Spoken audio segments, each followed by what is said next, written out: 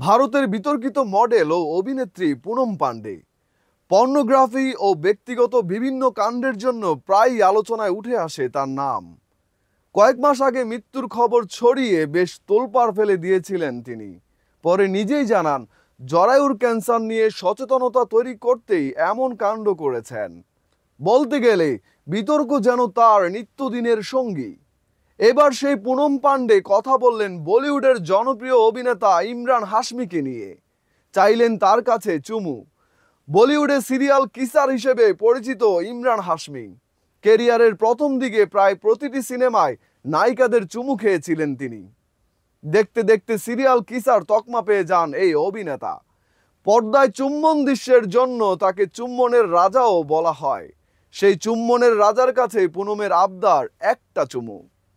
সম্প্রতি এক সাক্ষাৎকারে পুনম বলেন, আমি ইমরানকে বলতে চাই, তুমি কি আমায় চুমু খেতে পারবে?